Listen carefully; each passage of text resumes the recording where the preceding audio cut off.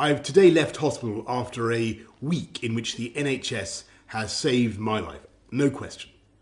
It's hard to find words to express my debt, but before I come to that, I want to thank everyone in the entire UK for the effort and the sacrifice you have made and are making. When the sun is out and the kids are at home, when the whole natural world seems at its loveliest and the outdoors is so inviting, I can only imagine how tough it has been to follow the rules on social distancing. I thank you because so many millions and millions of people across this country have been doing the right thing. Millions going through the hardship of self-isolation, faithfully, patiently, and with thought and care for others as well as for themselves. I want you to know that this Easter Sunday, I do believe that your efforts are worth it and are daily proving their worth. Because although we mourn every day those who are taken from us in such numbers, and though the struggle is by no means over, we are now making progress in this incredible national battle against coronavirus. A fight we never picked against an enemy we still don't entirely understand. We're making progress in this national battle because the British public formed a human shield around this country's greatest national asset, our National Health Service. We understood and we decided that if together we could keep our NHS safe, if we could stop our NHS from being overwhelmed, then we could not be beaten, and this country would rise together and overcome this challenge as we have overcome so many challenges in the past. In the last 7 days, I have, of course, seen the pressure that the NHS is under. I've seen the personal courage, not just of the doctors and nurses, but of everyone, the cleaners, the cooks, the healthcare workers of every description, physios, radiographers, pharmacists, who have kept coming to work, kept putting themselves in harm's way, kept risking this deadly virus.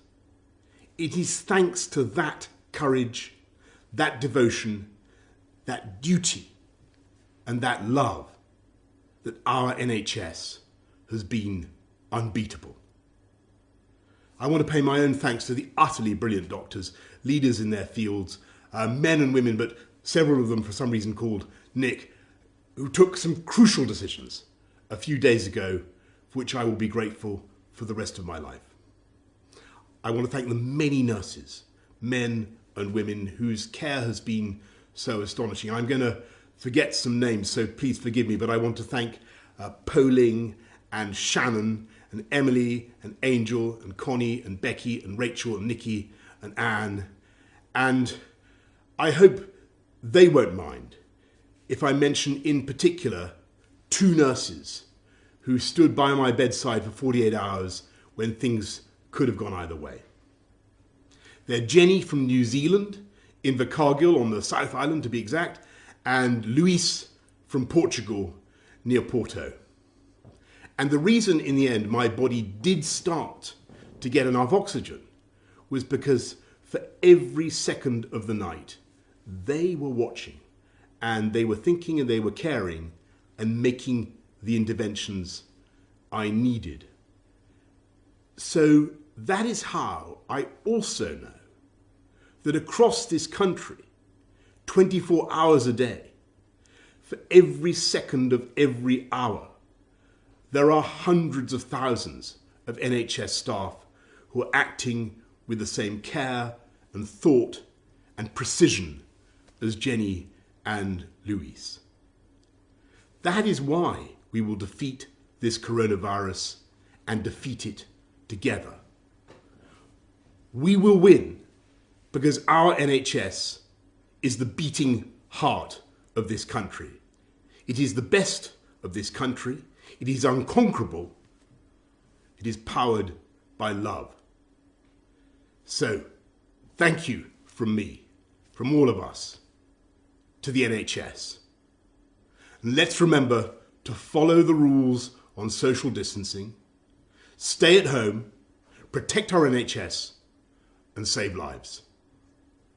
Thank you, and happy Easter.